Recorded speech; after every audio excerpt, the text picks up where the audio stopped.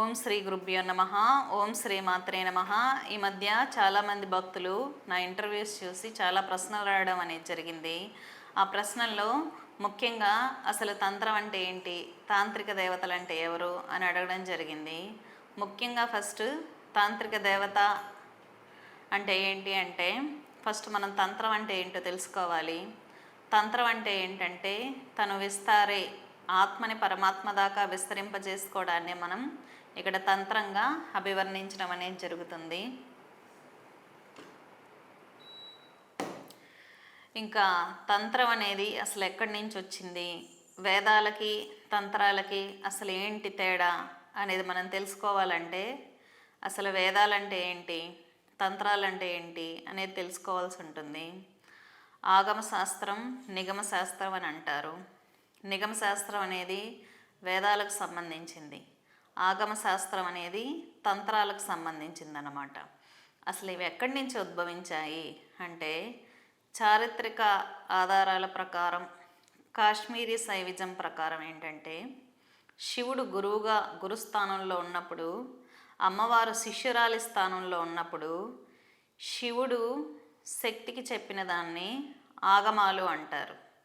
అమ్మవారు గురుస్థానంలో ఉన్నప్పుడు శివుడు అహాన్ని తగ్గించుకొని శిష్యుడి స్థానంలో ఉన్నప్పుడు అమ్మవారు అయ్యవారికి చెప్పిన దాన్ని నిగమాలు అంటారన్నమాట. అంటే ఆగమ శాస్త్రం అనేది తంత్రశాస్త్రం అంటారు. నిగమ శాస్త్రం అనేది వేదాలకు సంబంధించింది. రెండు ఒకటే అయినా కూడా కొన్ని తారతమ్య భేదాలు ఉన్నాయి.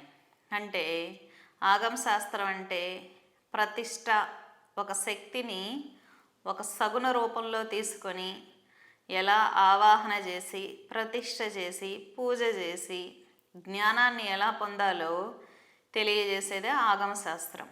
నిగమ శాస్త్రంలో ఏంటంటే వేదాల ప్రకారం దేవుడు అనంతమైన పరబ్రహ్మ స్వరూపం, పరమ చైతన్యం యొక్క శక్తి. కాబట్టి ఆ పరమ చైతన్యాన్ని మనం ఏ విధంగా అందుకోవాలో తెలియజేసేదే ఈ నిగమ శాస్త్రం అన్నమాట. సర్వసాధారణంగా పరమశివుని యొక్క పంచముఖాల నుండి 5 తంత్రాలు అనేది వెలువడినాయి. సర్వసాధారణంగా సదాశివుని యొక్క పంచముఖాలు తత్పురుష అనే ముఖం నుంచి శాక్తేయ ఆగమాలు అనేది వెలువడినాయని శైవ యొక్క కాశ్మీరీ శైవిజంలో చెప్పబడింది. అలాగే సదాశివుని యొక్క అఘోర ముఖం నుంచి వైష్ణవ ఆగమాలు అనే వెలువడ్డాయని స్వామివారి యొక్క కాశ్మీరీ శైవిజం అనే సాంప్రదాయాన్ని అనుసరించి ఈ విధంగా ఈ పంచామ్నాయాలు అనేది వెలువడినట్లు మనకు గ్రంథాలు చెప్తున్నాయన్నమాట. ఈ విధంగా తంత్రశాస్త్ర గ్రంథాలు అనేది 5 రకాలుగా ఉంటాయి. ఒకటి శక్తిని ఎలా ఉపాసించాలి, ఎలా ప్రతిష్ఠ చేసుకోవాలి, ఎటువంటి బలులు సమర్పించాలి, ఏ విధంగా మనం అమ్మవారిని ఆరాధించాలి అని చెప్పేదాన్ని శాక్తేయ ఆగమాలు, శాక్తేయ తంత్రాలు అంటారు. అదేవిధంగా సూర్యుడిని పరాశక్తిగా భావించి ప్రకృతి ఆరాధనని సూర్య ఆగమాలు అంటారన్నమాట. అంటే పరాశక్తిగా సూర్యుడిని ఇక్కడ ఆరాధించడం అనేది జరుగుతుంది.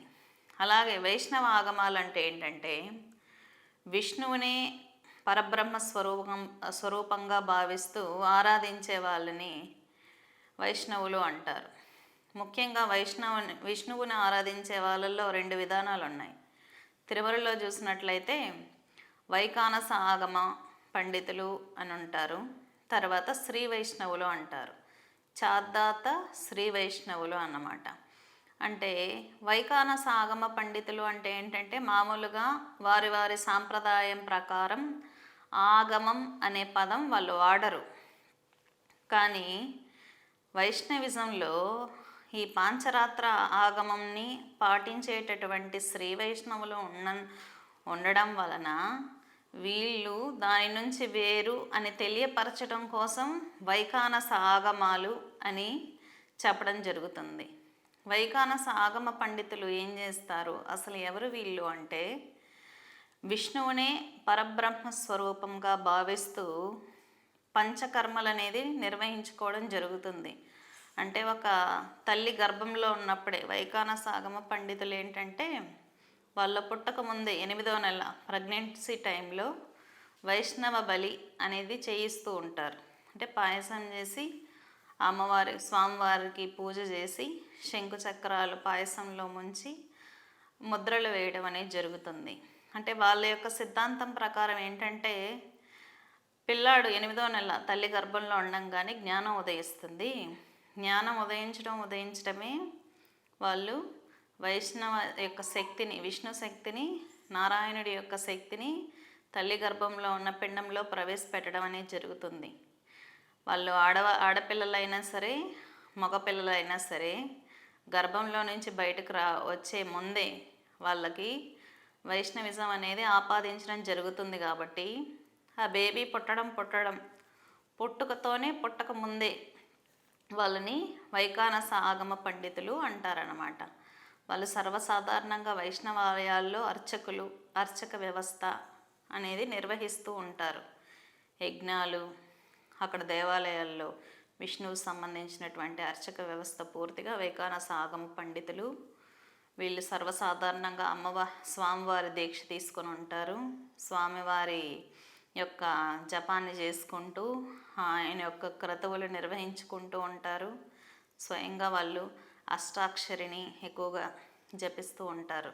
అంటే నారాయణుడే పరబ్రహ్మ స్వరూపము అని వైష్ణవిజాన్ని వ్యాప్తి చేస్తూ ఉంటారన్నమాట.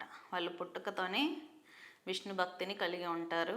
కాబట్టి తిరుమలలో మనం చూసుకున్నట్లయితే వాళ్ళని వైఖానస ఆగమ పండితులు అంటారు. ఆడవాళ్ళైనా మగవాళ్ళైనా వాళ్ళిద్దరూ శంకు చక్రాలు వేసుకొని ఉంటారు మరి భుజాల మీద. రెండవలు శ్రీ వైష్ణవులు ఎలా ఏర్పడ్డారు అంటే రామానుజాచార్యుల వారు యొక్క భక్తిని వాళ్ళని ఫాలో అయ్యేవాళ్ళు అన్నమాట.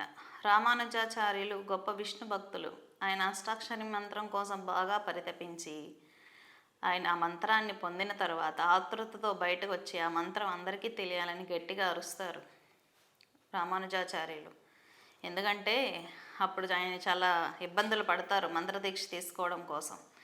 నేను పొందినటువంటి ఇబ్బంది ఎవరూ పొందకూడదు అనే ఉద్దేశంతో రామానుజాచార్యుల వారు అలా బయటకు వచ్చి మంత్రాన్ని అందరికీ బోధించడం జరుగుతుంది. బోధించినప్పుడు ఆయన్ని ఫాలో అయిన వాళ్ళే శ్రీ వైష్ణవులు అంటే భక్తి అన్నమాట. భక్తిని ప్రామాణికంగా కలిగినటువంటి వాళ్ళు. ఇప్పుడు ఎన్నో కులాలు ఎన్నో మతాల వాళ్ళు ఉంటారు. ఎవరైతే శ్రీ మహావిష్ణువే పరబ్రహ్మ అని భావిస్తూ రామానుజాచార్యుల వారి యొక్క సిద్ధాంతాలను ఫాలో అవుతూ విష్ణు భక్తి ఆధారితంగా శంకు చక్రాలు వీళ్ళు పుట్టిన తర్వాత వేయించుకుంటారనమాట. అష్టాక్షరి మంత్రాన్ని గురువు దగ్గర నుంచి ఉపదేశం పొంది ఉంటారు.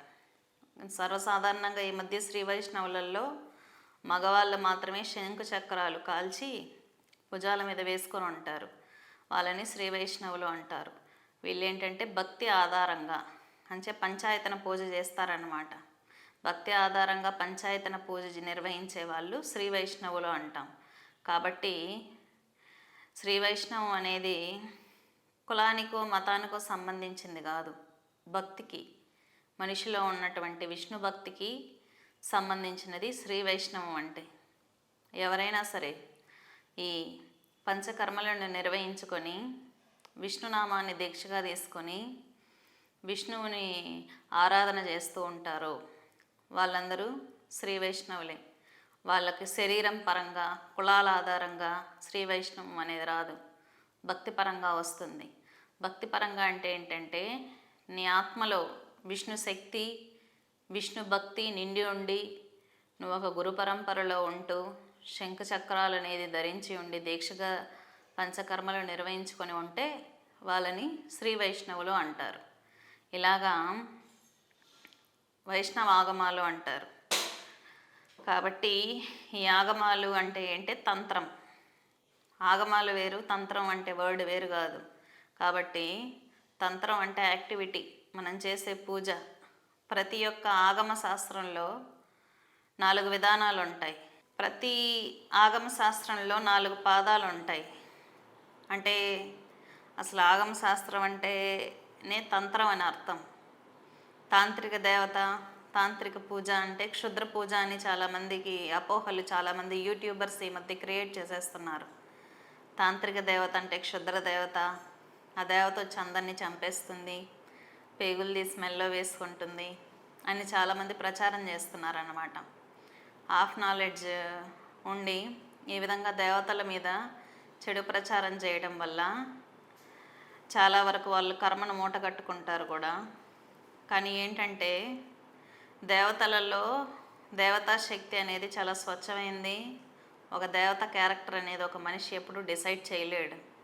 కానీ ఒక దేవత అంటే తంత్ర దేవత, ఆమె క్యారెక్టర్ అలాంటిది, ఆ దేవత క్యారెక్టర్ ఇలాంటిది, దేవతలకు ఎమోషన్స్ ఉంటాయి అని చెప్పి కొంతమంది యూట్యూబర్స్ ఆ దేవతలకు పూజలు చేయకూడదని ప్రచారం చేస్తున్నారు.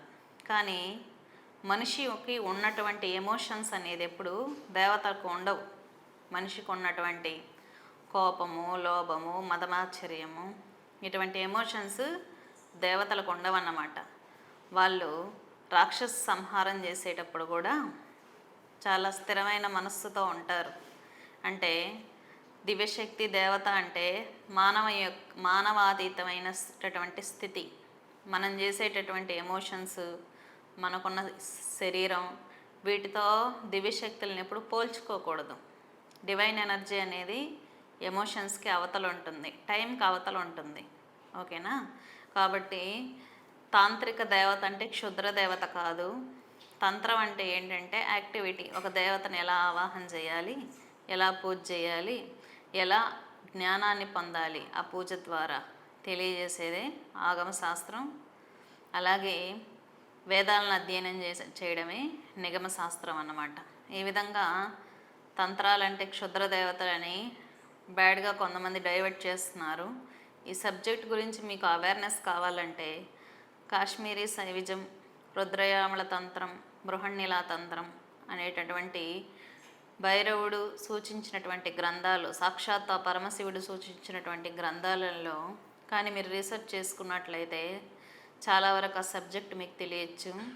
సర్వసాధారణంగా వేదాలు అనేవి ఎటువంటివంటే, వేదాలు కర్మ సిద్ధాంతం ఎలా ఉండాలి అని తెలియజేస్తాయి. అంటే మనం బతకడానికి ఒక మాన్యువల్ లాంటివి అన్నమాట. ఎలా ఉండాలి, ఎలా ఉండకూడదు, ఎలా బ్రతకాలి, గొప్పగా ఎలా బ్రతకాలి, మిషనరీస్ మనకి ఏదైనా కష్టాలు వస్తే ఏ విధంగా సర్వైవ్ అవ్వాలి అనేది సర్వవేదాల సారాంశం. ఉపనిషత్తులు అనేది జ్ఞానానికి సంబంధించింది, ఆత్మజ్ఞానానికి సంబంధించిన అన్నమాట ఉపనిషత్తులు. కాబట్టి తంత్రాలను ఎప్పుడు వేదాలతో మ్యాచ్ చేయకండి, వేదాలను ఎప్పుడు ఉపనిషత్తులతో మ్యాచ్ చేయకండి. దేని ప్రత్యేకత దానికి ఉంటుంది. ఒకదాంతో ఇంకోటికి మ్యాచ్ చేసి చూసుకొని ఆలోచించుకోకూడదు. ఎవరైనా ఎక్స్పర్ట్స్ అయిన గురువులు ఉంటారు. 4 పీఠాలు ఉన్నాయి. ఆదిశంకరాచార్యుల వారు ప్రతిపాదించినటువంటి 4 పీఠాలు ఉన్నాయన్నమాట. కాబట్టి ఆ 4 పీఠాలలో ఏ విధానాలు అయితే అనుసరిస్తున్నారో అవి ప్రామాణికం. శాక్తేయంలో చాలా డెప్త్గా వెళ్ళినప్పుడు శాక్తేయ తంత్రాలను అనుసరించి పూజలు చేయడం అనేది జరుగుతుంది. అదేవిధంగా శాక్తేయ తంత్రాలు అమ్మవారి గురించి తెలుసుకోవడానికి ఏవైనా ప్రామాణికమైన గ్రంథాలు ఉన్నాయా అంటే ఖచ్చితంగా మార్కండేయ మహర్షి రచించినటువంటి దేవి మహత్యం, భద్రకాళి మహత్యం, మార్కండేయ మహర్షి శాక్తేయంలో మనకి ప్రామాణికమైనటువంటి ఋషి. ఆయన ఏదైతే అమ్మవారిని వర్ణించి ఉన్నారో భద్రకాళి మహత్యాన్ని రచించున్నారు, గొప్ప గ్రంథం అన్నమాట. అదేవిధంగా దేవి మహత్యాన్ని కూడా ఆయన రచించున్నారు. ఈ విధమైన గ్రంథాలను ఫాలో అవడం ద్వారా శక్తిని మనం ఎలా ఆవాహన చేసి ప్రతిష్ఠ చేసి పూజలు చేసుకోవాలి, అమ్మవారికి ఎటువంటి బలి నివేదనలు చేయాలి, ఎటువంటి యజ్ఞాలు చేయాలి, అదేవిధంగా అమ్మవారి తత్వం ఏంటి తెలుసుకోవాలంటే మార్కండేయ మహర్షి రచించినటువంటి గ్రంథాలు చదవండి. అలాగే శక్తి ఉపాసనలో కాళీ గురించి ఏదైనా తెలుసుకోవాలంటే రామకృష్ణ పరమహంస ఏ విధంగా కాళీ ఉపాసన చేశాడు, అలాగే త్రైలింగ స్వామి మహావిద్యల వివరణలు ఉంటాయి. గొప్ప గొప్ప ఋషులు, యోగులు సాధనలు చేసినటువంటి సాధనా గ్రంథాలు ఉంటాయి, ప్రామాణికమైనవి. అంతేగాని ఈ మధ్యలో చాలామంది అమ్మవార్లని వక్రీకరిస్తూ వాళ్ళు తాంత్రిక దేవతలని వక్రీకరించడం జరిగింది. తాంత్రికం అంటే క్షుద్రం కాదు. తంత్రానికి క్షుద్రానికి చాలా తేడా ఉంది.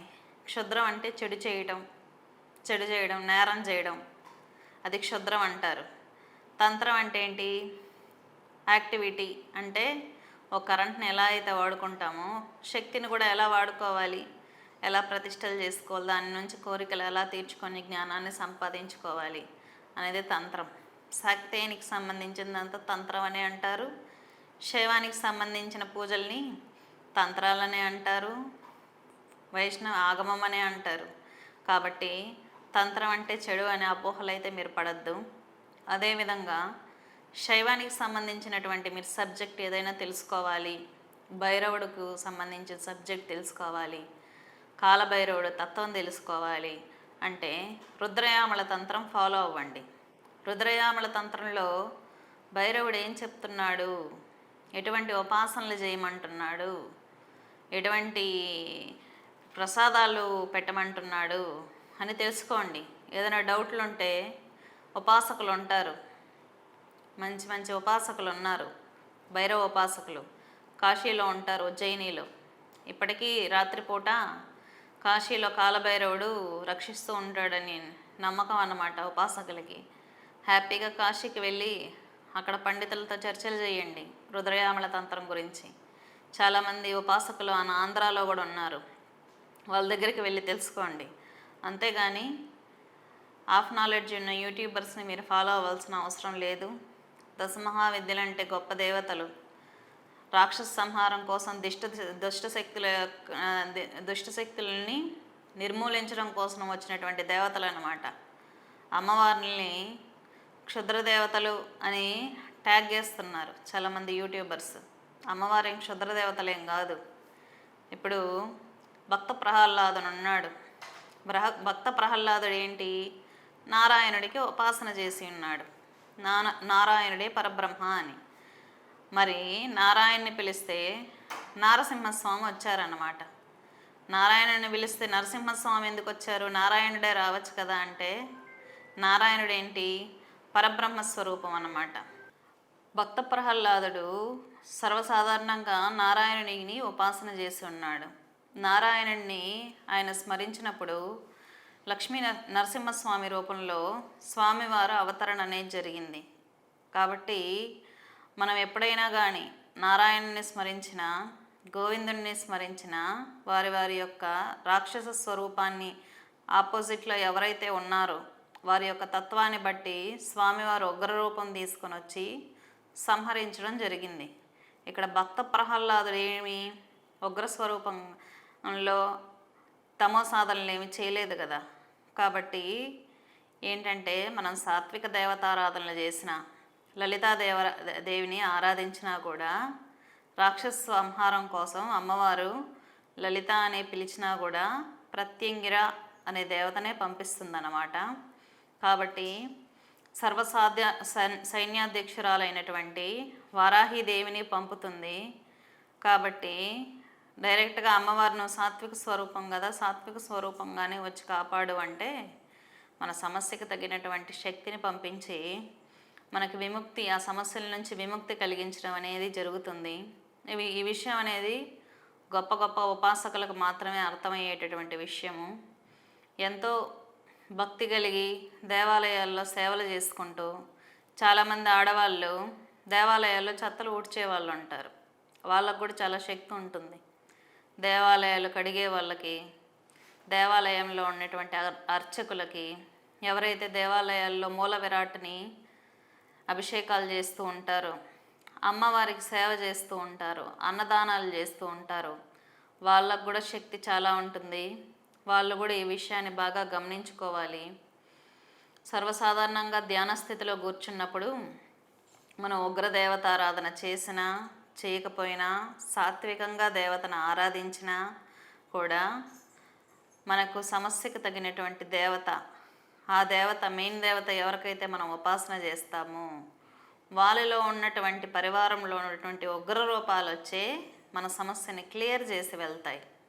కాబట్టి మీకు ఉగ్రదేవత ఆరాధన చేయొచ్చా చేయకూడదా అనే సందేహం అవసరం లేదు. సర్వసాధారణంగా గొప్ప గొప్ప ఉపాసకులు, గొప్పగా మంత్రం తెలిసిన వాళ్ళు, దేవతా తత్వం తెలిసిన వాళ్ళు ఎదుటి వ్యక్తిని ఎప్పుడు విమర్శించరు. ఎమోషన్స్ ఉండవన్నమాట.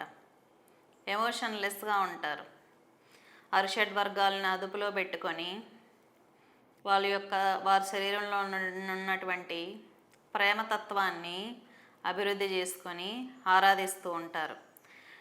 ప్రేమతత్వానికి దేవత రాధ ప్రపంచంలో ఉన్నటువంటి దివ్యశక్తులలో అన్నిటికన్నా గొప్ప శక్తి శ్రీకృష్ణుడు అన్నమాట. అంటే ప్రపంచంలో ఉన్నటువంటి గొప్ప ఆయుధం ఏంటి? ప్రేమ అనే ఆయుధం చాలా గొప్పది. ప్రేమ దేవత గొప్పది, కృష్ణుడు చాలా గొప్పవాడు. అంటే కృష్ణుడికి అన్న గొప్ప దేవత ఎవరు ఉండరు. కానీ జన్మను అనుసరించి మనం జన్మలు ఉంటున్నప్పుడు మన ఇంటి దేవత ఒకరు ఉంటారు, మన పితృదేవతలు ఒకరు ఉంటారు, కులదేవత ఒకరు ఉంటారు, తర్వాత మన ఇష్టదేవత ఉంటారు. వీళ్ళందరికీ చెయ్యాలా అంటే చెయ్యాలి. ఇప్పుడు నువ్వు కృష్ణ భక్తిలో ఎక్స్ట్రీమ్ లెవెల్లో ఉన్నావు అనుకుందాం, ఇవేమీ అవసరం లేదు, నువ్వు పరమాత్మలో లయమై ఉంటే. కృష్ణ భక్తిలో పరమాత్మలో లయమయ్యే ఉండే వాళ్ళు ఎలా ఉంటారో తెలుసా? ఒకటి, కామం, మోహం, లోభం, మదం, మాత్సర్యం ఇటువంటి వాటికి అతీతమైన అవస్థ ఉంటుంది. అదే ప్రేమ అంటే. ప్రేమ అంటే అదొక గొప్ప అంతర్వాహిని, రసగుణం కలిగినటువంటి శక్తి. ఆ శక్తి ఎటువంటిదంటే ప్రేమతత్వంతో ఒక వ్యక్తిని, స్వచ్ఛమైన ప్రేమతత్వంతో ఒక వ్యక్తిని చూసినప్పుడు ఎంతటి శత్రువైనా కూడా మనకు వశమైపోతారన్నమాట. అంటే మన మనసులో ఉగ్రత్వాన్ని కూడా చల్లబరిచేటటువంటి గొప్ప శక్తి ప్రేమకుంటుంది. ఆ ప్రేమకు అధిదేవత అయిన రాధ చాలా గొప్పది.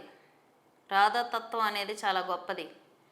కానీ అందరికీ ఆ తత్వం ఉండదు కాబట్టి రకరకాల దేవతలు కాస్మిక్ యూనివర్స్లో, ఈ సృష్టిలో రకరకాల ఉపాసనలు ఉన్నాయి. రాధాతత్వంలో ఎవరైనా జన్మించుంటే వాళ్ళు ఖచ్చితంగా డైరెక్ట్గా రాధా ఉపాసన తీసుకుంటారు.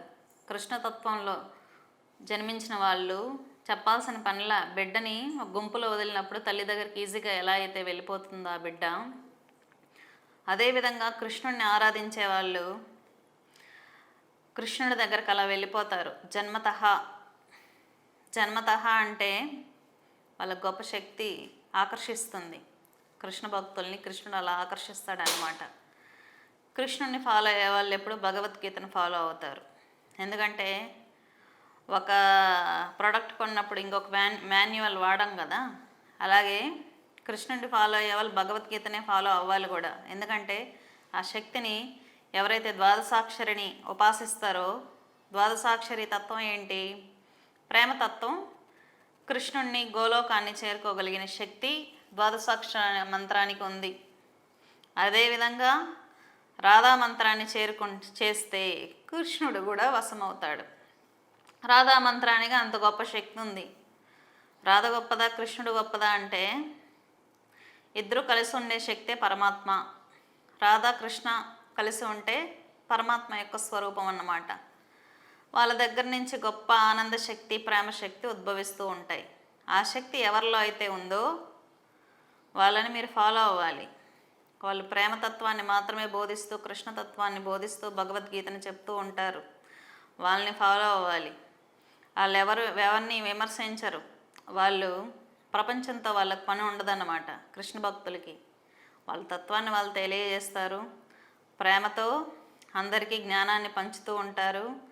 పరమత సహనం పాటిస్తూ ఉంటారు. అటువంటి వాళ్ళు గొప్ప రాధాకృష్ణ భక్తులు అన్నమాట. పేర్లు పెట్టుకోవడం వల్ల, భగవద్గీత చెప్పడం వల్ల గొప్ప వాళ్ళు అయిపోరు. తత్వం ఉండాలి. రాధాకృష్ణ తత్వం అనేది మనసులో ఉండాలి. ఆ ప్రేమతత్వం మొహంలో కనిపించగలగాలి. ఆ చల్లదనం, ఆ ప్రేమ అందరికీ కనిపించాలి. అంతేగాని కృష్ణుడిని, భగవద్గీతని అడ్డుపెట్టుకొని ఎదుటి వ్యక్తులను విమర్శిస్తూ మానవ స్థితిలో ఎమోషన్స్తో ఉన్న వాళ్ళందరూ ఉపాసకులు అయిపోరు, కృష్ణ భక్తులు అయిపోరు. రెండవ విషయం, ఏంటంటే శ్రీ వైష్ణవులు, వైష్ణవిజం పాటించే వాళ్ళందరూ భక్తి ఆధారిత జీవులు అన్నమాట. ఏ ఆత్మలో అయితే విష్ణు భక్తి ఉంటుందో వాళ్ళు శరీరపరంగా కాదు, ఆత్మపరంగా శ్రీ వైష్ణవులు అవుతారు. వీళ్ళు శ్రీ వైష్ణవులు. శైవం ఎవరైతే పరమశివుణ్ణి, ఆ సదాశివుణ్ణి పరమాత్మగా భావిస్తూ చేస్తూ ఉంటారో వాళ్ళు శైవులు అన్నమాట. ఈ విధంగా నిజమైన ఉపాసకులు, నిజంగా మంత్ర సాధన చేసే వాళ్ళు ఎప్పుడు పక్కన వాళ్ళని విమర్శించుకోరు. మా దేవుడు గొప్ప, మీ దేవుడు గొప్ప కాదు, ఈ దేవుడికి ఆ పూజ చేయండి, ఆ దేవుడికి పూజ చేయకండి, మా దేవుడి క్యారెక్టర్ మంచిది, పక్క దేవత క్యారెక్టర్ మంచిది కాదు, చచ్చిపోతారు పూజలు చేస్తే, అలాంటివి ఏవి ఉండవు. కాబట్టి దేవతలకి క్యారెక్టర్స్, ఎమోషన్స్ ఉండవు. ఒకవేళ క్రియేట్ చేశారంటే వాళ్ళకి అంత నాలెడ్జ్ లేదు, ఉపాసనా బలం లేదు, వాళ్ళ శక్తిని అనుభవించలేదు అని అర్థం. కాబట్టి మీరు దేవతలందరూ గొప్పవాళ్ళే. మనము ఒక కులంలో పుట్టినప్పుడు ఖచ్చితంగా కులదేవతను ఆరాధించాలి. ఇప్పుడు కృష్ణుడు యాదవ కులంలో జన్మించాడు. యాదవ కులస్తులకు అందరికీ కృష్ణుడు కులదేవత. యాదవ కులంలో జన్మించాడు కదా అని వేరే కులం వాళ్ళు ఎవరు పూజ చేయకుండా ఉన్నారా?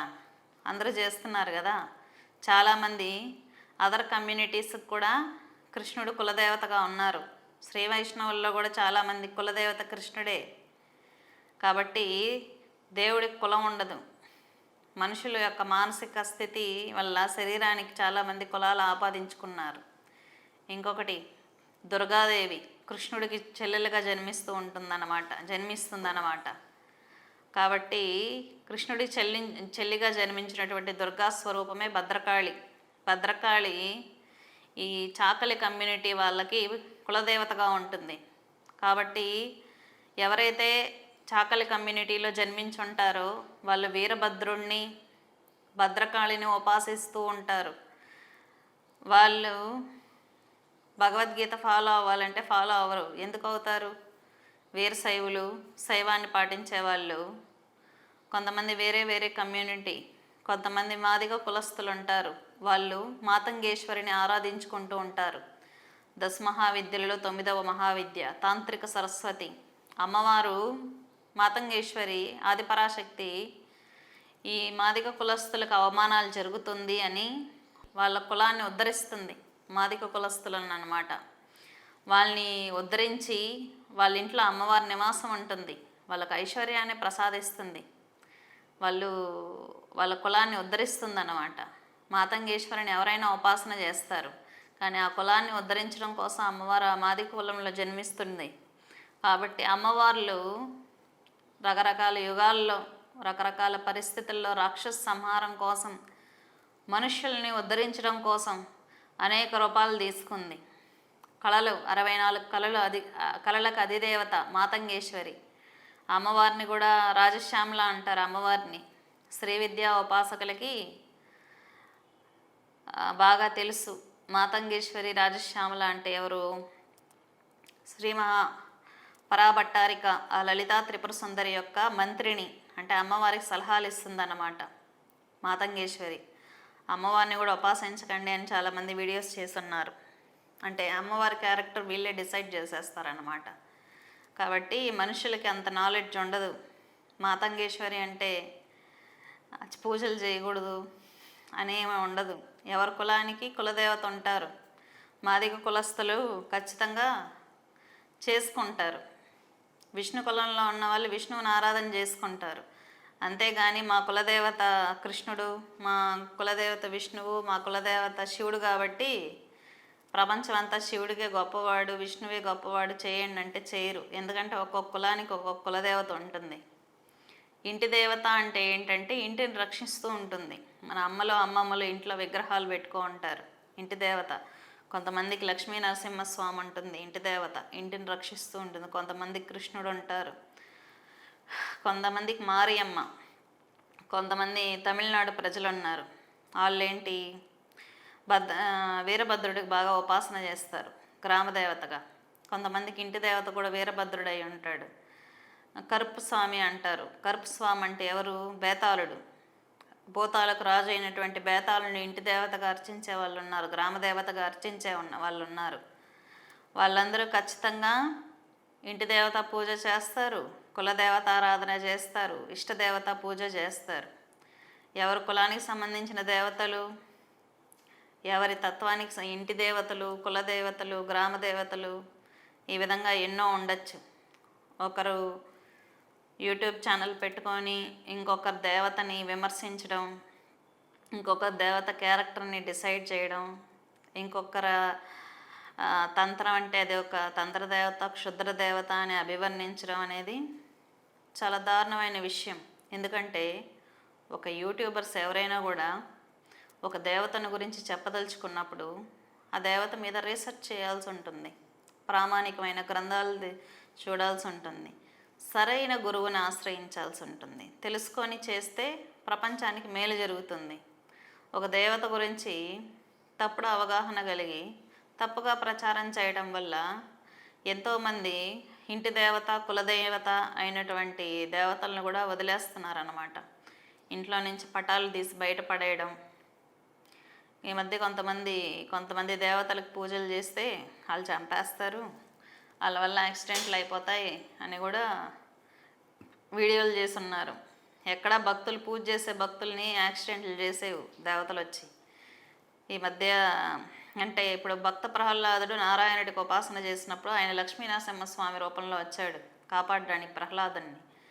కానీ అదే లక్ష్మీనరసింహస్వామి రూపంతో ప్రహ్లాదుని యాక్సిడెంట్ చేసేలా రోడ్ల మీద. కాబట్టి ఇలాంటి తప్పుడు ప్రచారాలు అయితే చేయొద్దని కోరుకుంటున్నాను. ఒకసారి అమ్మవారి తత్వం ఏంటి, దశమహావిద్యల తత్వాలు ఏంటి, అమ్మవార్ల తత్వం ఏంటి, వాళ్ళు అసలు ఎందుకు ఉద్భవించారు, వాళ్ళు ఎంతోమంది కులదేవతలుగా ఉన్నారు. మాతంగి కులదేవత ఎంతోమందికి, కాళీ కులదేవతగా ఉంది చాకలి కులస్తులకి. అదేవిధంగా రాజులకి భద్రకాళి ఉంది, రాణి రుద్రమదేవి భద్రకాళి ఉపాసకురాలు. కాకతీయ సామ్రాజ్యాన్ని గడగడలాడించిన వనిత భద్రకాళి ఉపాసకురాలు రాణి రుద్రమదేవి. చరిత్రను ఒకసారి చూసుకోవాలి అందరూ. అవేం క్షుద్ర పూజలు ఏం చేసేలా రాజ్యాన్ని రక్షిస్తుంది భద్రకాళి, ఐశ్వర్యాన్ని ఇస్తుంది. హ్యాపీగా ఇంట్లో పూజ చేసుకోవచ్చు అమ్మవారికి. అవగాహనతో చేసే ప్రచారాల వల్ల ప్రజలకు ఉపయోగం ఉంటుంది. లేదంటే ఎంతోమందికి రక్షణకి తీసేసిన వాళ్ళు అవుతారన్నమాట. ఈ విధంగా ఏదైనా దేవతను పూజ చేసుకోవాలన్నా, ఏ దేవత గురించి అయినా తెలుసుకోవాలన్నా ఆ యొక్క ఉపాసకులని ఆశ్రయించాలి. అమ్మవారి తత్వం తెలుసుకోవాలంటే శక్తి ఉపాసకులు ఉంటారు, శాక్తేయ ఉపాసకులు, వాళ్ళ దగ్గరకు వెళ్ళండి. ప్రామాణికమైన ఉపాసకులు. అందరూ ఉపాసకులు అయిపోరు. ఎవరైతే ప్రామాణికంగా 10 మందికి మంచి చేయగలుగుతారో వాళ్ళు ప్రామాణికమైన ఉపాసకులు అన్నమాట. లేదు, ప్రామాణికమైన గ్రంథాలు ఉన్నాయి, మనుషులు నమ్మాల్సిన అవసరం లేదు. ప్రామాణికమైన గ్రంథాలు ఉన్నాయి, శాక్తేయ తంత్రాలు ఉన్నాయి, శక్తి ఉపాసనలు ఉన్నాయి, ప్రామాణికమైన గురువులు రచించినటువంటి గ్రంథాలు ఉన్నాయి. కాబట్టి శాక్తేయం పాటించే వాళ్ళు భగవద్గీతను ఫాలో అవ్వరు. మార్కండేయ మహర్షి రచించినటువంటి శాక్తేయ తంత్రాలనే ఫాలో అవుతారు.